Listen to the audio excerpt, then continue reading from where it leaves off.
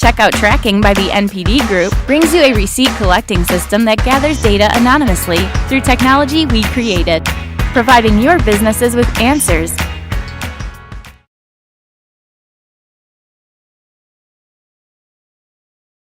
Good afternoon. I'm Sam Glassenberg, and today I'm going to talk about how free-to-play has been the greatest thing to happen to movie-based games in the last 20 years. And I'm also going to talk about how movie IP can completely change the odds for a free-to-play game for the better. I run a company called Funtactix, host of the FTX Games publishing label. We've published free-to-play games based on some of the biggest film and TV franchises of the last few years: Hunger Games, Mission Impossible, Power Rangers, Hot Tub Time Machine 2, and several others. By now, we've done deals with just about all the major studios in Hollywood. There are a few more we haven't announced. And as for me, I actually started my career also making movie-based games. I had my college degree in computer engineering, and my first gig in the games industry was as an animator at LucasArts. I was an engineer working as an artist, and I got to see at LucasArts firsthand the incredible creativity and the incredible depth that goes into an epic film universe. And what was awesome about working at Lucas wasn't just that we were working on Episode 2 games and working in the Star Wars universe, but I was really thrown into the deep end, working with some of the most talented artists and storytellers on our planet. And lucky for me, being plunged headfirst made me realize something. And it made me realize that no matter how long I would work at it, I would never be as good an artist as they were. I would never be able to come up with the art, the stories, and the universes that were as compelling and as awesome as these artists and storytellers could create. But maybe, just maybe, I could use my engineering smarts to help a prolific storyteller realize their vision for the universe they wanted to create, and eventually use my ability to manage people who are far better at art, design, and engineering than I am, to expand those universes, to be a part of something that's much bigger, a much bigger phenomenon, to be a part of Star Wars, of Mission Impossible, of Hunger Games. That's what gets me excited to wake up and go to work in the morning. And so years later, after a 6-year stint at Microsoft, I joined Funtactix as CEO. And I was given the chance to redirect what was, at the time, a new, young, free-to-play game studio. And our management team turned the company around into the first free-to-play game company focused exclusively on movie and TV IP. And this offered a chance to build a team and a company that was honed for this endeavor, to extend the biggest movie and TV franchises into video games. And it was a chance to hire and train a veteran team that would explore sort of the deep corners of all these worlds and give fans access to the characters and the stories that they were so passionate about. And to really, I think we've heard about this in some other movie sessions at the conference, to realize the ultimate fan fantasy through games. Now, movie-based games have had a far less than glamorous history. Now, when I grew up, movie-based games were awesome. Some of the best games we played were based on movies and TV shows. You had lots of LucasArts awesomeness. You had Terminator 2 and Simpsons Arcade. You can applaud. You can scream. And there were games that really pushed the envelope. I remember Chronicles of Riddick. There we go. Escape from Butcher Bay was one of the first Xbox games that used normal map characters. And so movie-based games were really pushing the envelope, creating great experiences. And then, around 2010, things really took a turn. And there's a whole list of reasons for this. AAA game production pipelines were stretching out past 3 years, but movies, they always stuck to their fixed 12-month production schedule. So if you were working on a movie-based game in sync with the movie production, chances are it was going to be done in a third of the time of competing games. And probably the biggest factor was just short-term corporate profit. What the big game publishers realized around 10 years ago was the success of a movie-based game correlated only to the success of the movie. It had nothing to do with the game's Metacritic score. So in other words, if the movie was a huge box office success, fans would buy a crappy game. And so the box is what mattered to them, not what was inside the box. And so the publishers realized this, and they got immediately to cutting budgets and cutting schedules. Until around 2011, it had gotten to the point where no matter how excited you were about the movie, you knew that the game was going to be crap and offer a fraction of the content that you would expect from a similarly priced game box. And so the market itself wisened up. And in exchange for what were a few quarters of increased corporate profits, the movie-based games business destroyed itself. And it was this crash was brutal. The movie-based games business shrunk to a fraction of its former self. Revenue from movie-based games dropped 42% in a single year. And then came free-to-play, the triumphant redeemer of movie-based games.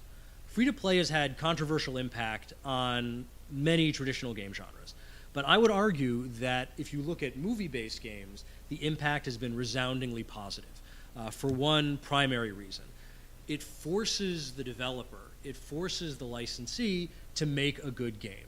If you make a movie-based game and you drive tens of millions of movie fans into it, but the game sucks, they're going to leave without watching an ad or spending a dime. So now the power is back in the hands of the movie and the game fans, and that is a great thing.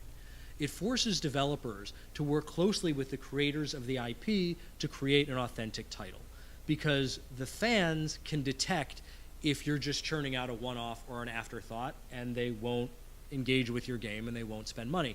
And for you, the developer, the benefits, if you get this right, are huge. Movie IP, if deployed correctly, directly addresses and solves some of the biggest problems that we free-to-play game developers face, like discovery, virality, and revenue. You're tapping into an existing base of fans that's predisposed to love your game and recommend it to everybody they know. At Funtactix, we've brought tens of millions of players into games before we've spent a dime on user acquisition. And platform providers want to surface games that are going to appeal to a wide and diverse audience of players on their devices, and recognizable IP opens the door for them to take a look at your game. You still have to make an awesome game, but an IP can get your awesome game noticed. All of our games have been featured on every platform we've ever launched on. And when you do spend money on user acquisition, your cost of UA is going to be 20 to 50% less than it would be on a comparable original IP game in the same genre. Because when users recognize an IP, when they recognize a character, they'll click. And a higher click-through rate means a lower CPC and a lower cost of user acquisition. And this benefit carries throughout the entire new user funnel, all the way through to conversion. We've literally A/B tested the funnel impact of incorporating the likeness of a main movie character into the first 30 seconds of a new user experience. And on this point alone, we've seen a double-digit impact, double-digit positive impact. And we see these benefits throughout the funnel. We've had fans rally behind our games so hard that they outvoted Clash of Clans and Bubble Witch Saga for a People's Choice Webby. This is going to be the one time I get to beat Clash of Clans, so I'm going to enjoy it. Hunger Games, the official map of Panem. This is the most anticipated piece of lore in the history of epic book and movie franchises. The official map of Panem was never revealed. It takes place in a post-apocalyptic North America, and junior high school classes, geography classes around the country would take hints from the book and try to construct where all these locations from the story take place on the map of the United States. And the official map of Panem was revealed not in the movie or in a graphic novel or on a book cover, but piece by piece in a free-to-play game. And this is real value that you as the game developer can unlock for the fans and unlock for the players of your game. Mission Impossible, exclusive movie gadgets and locations revealed for the first time in a free-to-play game 6 to 8 weeks before the movie comes out. Actors are stoked to be featured in their first video game, and so they will talk it up to their fans on TV and social media. And so this gets you a tremendous amount of reach, and it's because they're genuinely excited about it. And because development cycles for mobile and tablet games are still comfortably within the window of time it takes to produce a movie, when you start the work, you have a movie script and concept art to work with. You maybe even have an early cut of the film. And if the movie's animated, you might get access to the assets themselves, which can give your game that extra double shot of authenticity that it needs with the fans.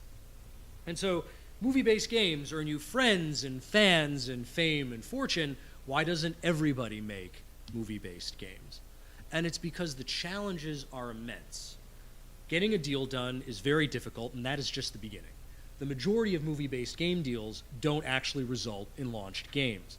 Executing on this successfully requires a lot of experience and focus, and when it goes wrong, it gets super ugly very fast. Let's talk about the deal. So lawyers love doing game conference presentations on the minutia of movie licensing deals because it's the most exciting part of their job. I'm not going to take the joy from them, but I will talk about just a few like big business and design considerations when you do these deals. Biggest question I always get are royalties to the studio. People ask me, how much should I expect to spend in royalties on a movie IP? And the answer is, it depends. All right, how much does Funtactix pay in royalties to the movie studios we work with?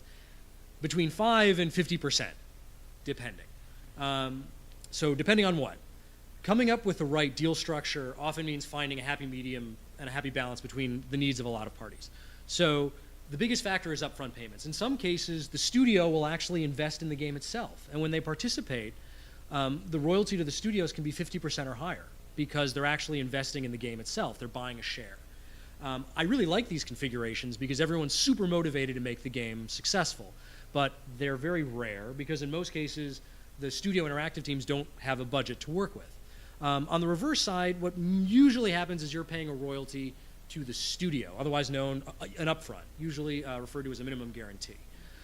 In general, I don't like these. I like win-win structures. If I want as much money as possible invested in the game, or at least I'll make a marketing guarantee to make sure that that money goes to promoting the game itself. But sometimes studios insist that that commitment is made in dollars. And sometimes, especially if you're competing with other studios for an IP, you might have to pay a minimum guarantee up front. And then that's an advance on royalties. How do you calculate royalties? A certain number, let's say it's 20%. That doesn't mean anything, right? Is it 20% of gross revenue? Is it 20% of net? Really, you have to understand how your game is going to make money and how you're going to market it in order to build a good deal structure, because otherwise a bad royalty structure totally just destroys your business model. This is very specific to free-to-play games. So let's say, for example, you can't deduct your user acquisition costs from your royalties. You're paying off of the gross. Here's your average lifetime value per user. As we all know, in free-to-play, you continue to spend money on marketing, and your cost of user acquisition continues to go up. And you keep spending money until eventually you're spending almost as much per user as you're going to generate from that user, and that's when you stop.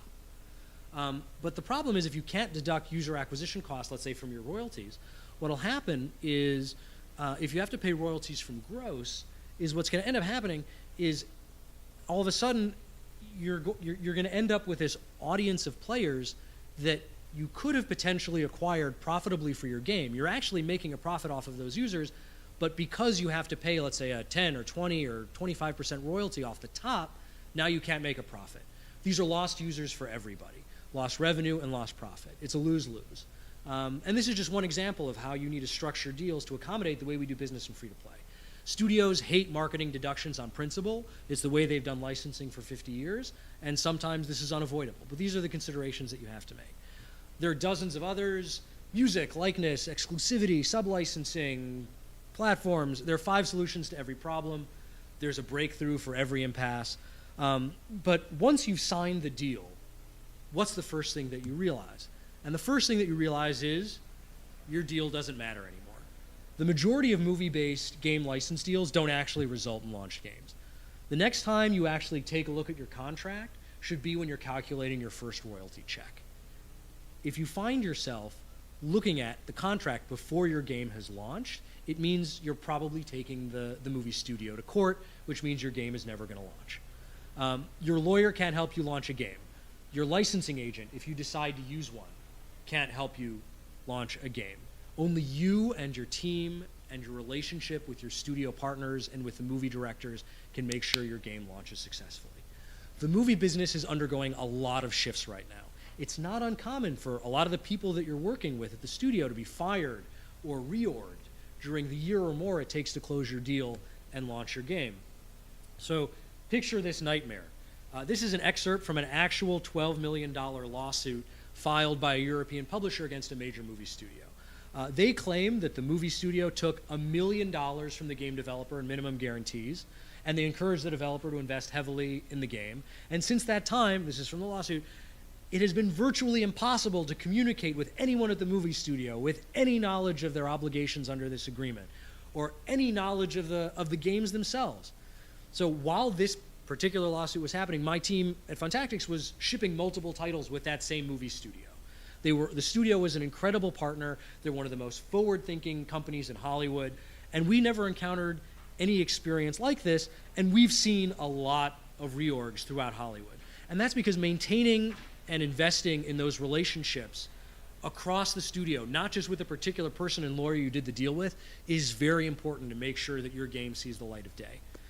The most important element in all of this is creative approvals.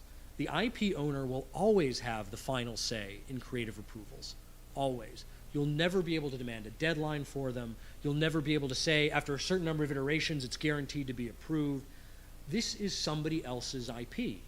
Under no circumstances do you get to add characters to this universe or extend the lore without their permission. Under no circumstances. And this is one of the toughest realities that I find developers of movie-based games need to come to terms with. Fundamentally, it's not your IP. You're just borrowing it for a while. And so creative approval is where the majority of movie-based games die. For a major movie or book franchise, keeping the director or the author happy is the #1 priority for the executives at the film studio. They have hundreds of millions, sometimes billions of dollars in future revenue riding on keeping the filmmakers happy. And they will, if they need to, they will burn your little game deal to avoid pissing off the filmmakers. And so your relationship, not just with the studio, but with the people actually creating the movie is crucial. You need to demonstrate that you understand their IP. You have to listen, and you really have to implement their feedback. They're an amazing resource. They have this huge universe that's locked inside their head. They only get to explore a tiny fraction of it in the 90 minutes of a movie. You're giving them this unique opportunity to explore the rest of the universe, all these characters and stories in your game, and share their vision with their fans. And as an example, like for when we did the game for Rango, we actually hired the writer of the movie. He was so excited he did the writing for the game. And so you really need to take approvals into consideration. You need to prioritize your production pipeline. So the riskiest stuff like actor likeness and visual style, they're ready first for approval. And at Funtactix, we've actually built a totally specialized, like our entire production methodology is all built around the considerations we have to take into account with regard to creative approvals. If you do this right, you're revealing the map of Panem in your game. If you do this wrong, at best, your game is going to ship after the movie's already released, and at worst, you're going to court. Your contract isn't going to help you. The map of Panem, the videos of the actors promoting the games, none of this shows up in the contract, right? No way, no lawyer would ever sign on to that. It all comes out of the relationships and the excitement and passion that you can build out of collaboratively creating your game. And so your launch strategy also needs to take IP into consideration. Geo-betas can actually be problematic with movie-based games because you want to reveal exclusive content. And so you launch it in Canada, it's all over the world in 24 hours. And so our preference, we usually take a fans-first approach. We'll bring in 10,000, tens of thousands of super fans, and then we'll slowly broaden the audience to hundreds of thousands of social fans, and then a feature push, we'll bring in a few million additional users, and then we augment with the UA spend that aligns with the marketing of the film and the TV show. And so we also start the cycle over again to an extent in the home entertainment window when the film releases on DVD, and we repeat with each film and new season. So a free-to-play game, because it's free, can serve as the ultimate marketing tool for the film. It can rally tens of millions of players. It can engage them for dozens or hundreds of hours. It can motivate them to share with friends. In terms of marketing ROI, a good free-to-play game kicks a trailer's ass. And if you can effectively cross-promote with the movie, there are amazing co-marketing opportunities. But you have to be really careful because the marketing plan for a movie comes together pretty late. If the marketing team decides they want to focus on a different demographic or position the film differently from the way you present it in the game, that can mean trouble. So if your game targets men and they want to focus the movie marketing on women, or your game is violent and they decide they want to position the movie as cerebral, marketing is not going to let your game confuse the market. And so you need to make sure that you're staying in close contact and understanding how they want to promote the movie. If you do this right, you're showing off your game at the movie's Hollywood press junket. And if you do this wrong, at best, the studio will silence all your press releases, and at worst, they'll hold your launch. So if all of this seems daunting, work with a publisher who's done it before. At FTX, we're working now with over a dozen developers on different movie and TV-based games. If you have an awesome game and you aren't married to your own IP, we'll work with you to find the right film or TV show to bring it to market. We'll handle the negotiation and creative approvals, and we'll make sure the game gets the marketing support that it deserves. Or you can work with somebody else. There's a growing list of top publishers that are working with movie and television IP. If you get this right, you can blow past the major challenges of bringing a free-to-play game to market. You get to start with an excited audience. You get excited sponsors, excited platform providers, which gives your awesome game the visibility it needs and the opportunity to be successful. Thanks. So,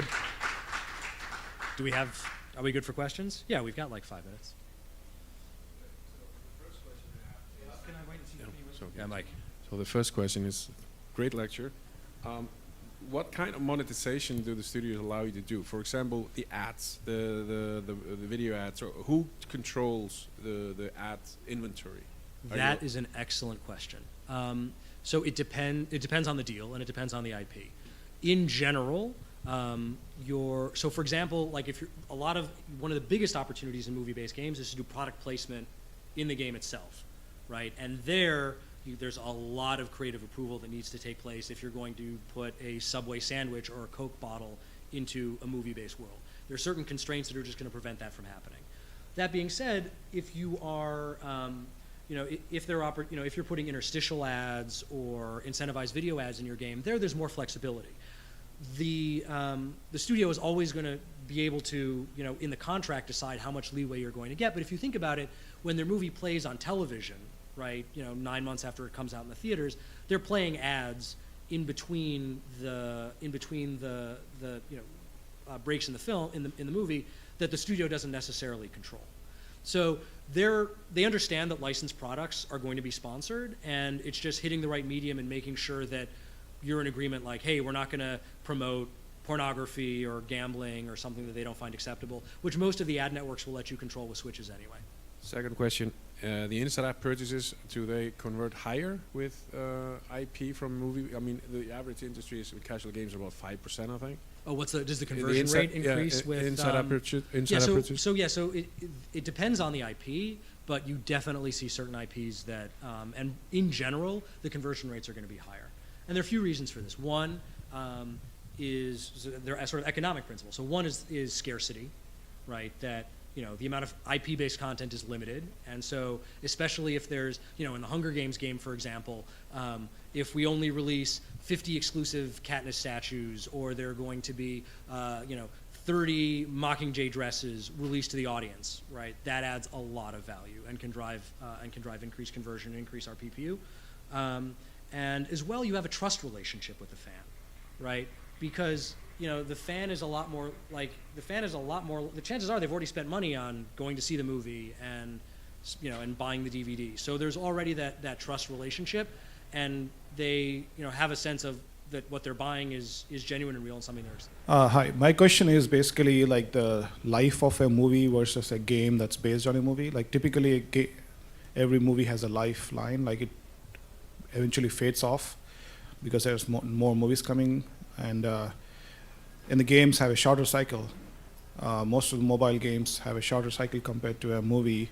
Right. Sometimes it might be longer, but how does it compare when it's a game based on a movie? Right. So it depends on the movie and TV show. Right. So Hunger Games, we originally launched the game in 2012. We've had players that have been playing from the start, and so it depends on you need to plan your content strategy based on the nature of the IP. So is it a movie series? And does your game span multiple movies? Is it a television series? Timing things with the release of the DVD. And so you want to make sure that your content strategy is structured in such a way that you can take advantage of all the opportunities the IP is going to give you. But that's true. Like there are IPs that are like one-hit wonders, and there's going to be one movie, and it's going to be out there for a window, and that's it. And there's some that are more evergreen. And you need to take that into account when you're planning out your business and doing your investment and structuring your licensing deal. I wanted to ask a question about character likeness. So when you said that's one of the first things to do, I can imagine that dealing with Hollywood actors like Tom Cruise for Mission Impossible and stuff, that you have to deal with their egos quite a bit, right? So that they get represented right and so. Actors don't have egos. All right. Okay, then that's the answer. Yeah, no. So I can't comment on specific actors, but yes, there are actors who think they look 30 years younger than they do. And you find you're using their likeness from a movie they made or TV show they made 30 years ago instead of the one that they're doing now. There are actors who think they look thinner than they do, or yes. That's why you do likeness first, because each actor, depending on their status, will often have different terms with the studio as far as what they're allowed to approve and how many iterations that they get. And no matter what, you want them to be happy and excited about the game, right? And if they're excited about their likeness in the game, they'll promote it. So it's it's a double-edged sword. Obviously, it creates risk, and it's something that you want to do early, but at the same time, if you can get the actors excited, it's another opportunity to promote the game. And have you ever come across an instance where you had a game, you wanted to launch a game, and one of the actors said no? I'm never ever going to approve anything that you put forward to me? It's happened, usually because they're trying to negotiate something with the studio. But usually, I mean, what the worst that's really happened in terms of impact on the game is, we're releasing content every week or every 2 weeks. That's the beauty, again, of free-to-play and games as a service. And so what often will happen is, we won't get the approval in time for the update. And so it's a train model. We build that into our strategy. And so, all right, that chapter isn't going to make it. That character isn't going to make it. We'll put them on the next train. And we've encountered that a few times, and we take that into account as part of our, everyone has their content pipeline and their approach to releasing content, which includes, App Store approvals and everything else, and this is just another piece that we need to take into consideration. Just to interrupt for 1 second, if you want to hear some awesome stories about Arnold Schwarzenegger on Terminator 2, come find me afterwards. Exactly, that kind of thing. Cool. I think we're I have a question. now, I have a good question. Oh. Yeah. Can you speak to the difference between actual movie-based games and brand extensions? I'm thinking of things like the Mission Impossible app that came out that enabled you to put explosions off of it over the top of a video that you took, that kind of thing, where they dropped a car on you or whatever. That's not so much a game as more of a brand extension. Do you do that as well, or are you mainly focusing on games? We focus on games because that's a business that, we're familiar with free-to-play and how to rally the audience and then how to monetize it. There are apps like that which are little, sometimes they're focused, people create advert games, right, that are solely focused on the movie. Or, they're trying to rally an audience for something specific. Like anything else, like IP in general drives audiences. And it's something that people have an emotional attachment to and they're excited about. And people are going to find interesting ways to take advantage of that to create experiences and create extensions of the brand.